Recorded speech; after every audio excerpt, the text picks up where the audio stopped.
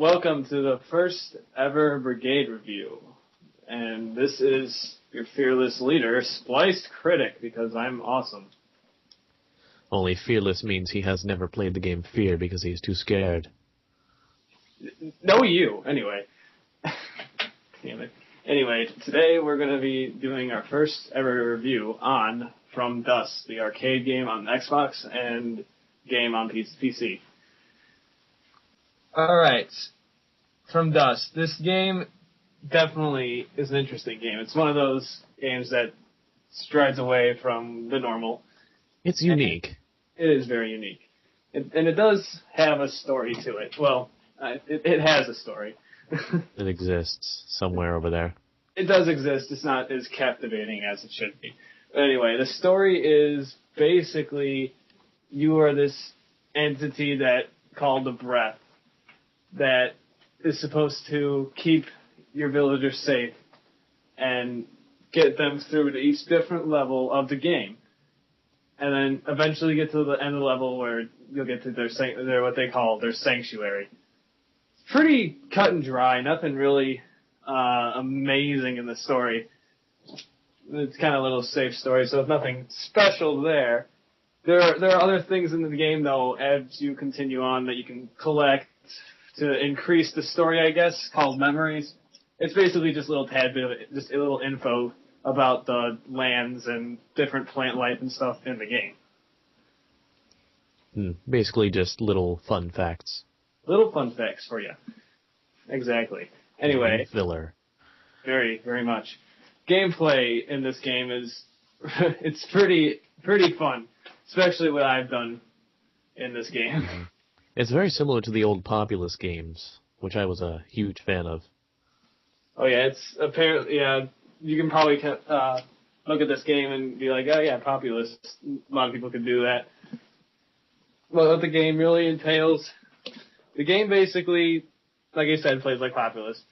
You basically bend and shape the world in any way you want to help get your villagers to the next totem so they can make their village, and then when you get all the villages made, you go to the next level. Pretty simple. You can do many things with gameplay.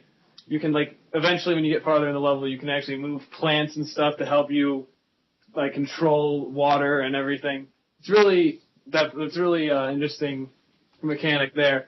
There's also things called, things you can get, power-ups and stuff.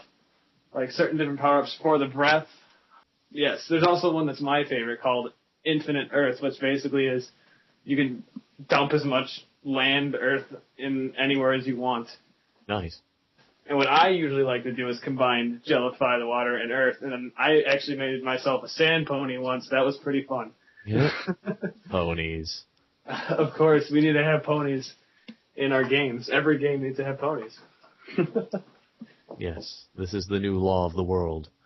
Anyway, and then there's also powers that you can get from finding in the world, through relics and stuff. One of the powers is, repel water, that basically helps you repel any water. Very self-explanatory. Yeah, repels water. It keeps you safe from, tsunamis and stuff. Pretty easy. There's also another one called repel lava. It's I imagine that makes tornadoes, right? I have not really seen a tornado in this game. No tornadoes. No tornadoes. Populous it's just tsunamis and volcanoes. Tornadoes apparently are on. Cool. Tornadoes are pretty much on break when they were in development of this game. Having a little vacation. No tornadoes in our game, guys. Right. Well, there's that. There's the basic story. Is there any other sort of different mechanics to the games, like challenge modes? Any bonuses? Yeah, there is a thing in the main menu. Challenge mode, which basically is doing a certain task with a time limit on it. Nothing special, but it's a little nice to have something else in the game than just the story mode. It's the usual thing for any puzzle games. But something else that I really enjoy about the game are the visuals of this game are really, really. They're quite impressive, especially for an arcade game. Especially for an arcade game from Ubisoft. This is a pretty top-notch. Mm-hmm. How's the music? Where is the music, is to be precise. Yes, What? this game almost has zero music and like any music at all. It's all basically just cut and dry, just basically the sounds. And there is a couple gripes from this game from me. The AI can be smart if it wants, but for the majority of the time, they act pretty stupid. Like Pants on head retarded, as Yancey would say. That's just about. Example would be like, you make a bridge of land like next to him, but he won't move because there's still water in front of him, or something stupid like that, and you have to keep waiting, and then eventually your bridge will get washed away, and you'd start it all over again. They can be pretty dumb for a good majority of it. Other than that, not really much else to say. It's pretty much like the Populous games, only much more visually pleasing and a lot more things in it.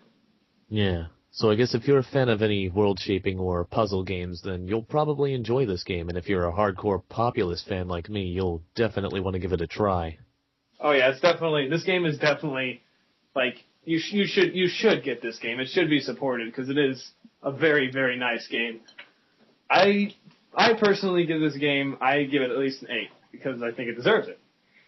Mm-hmm.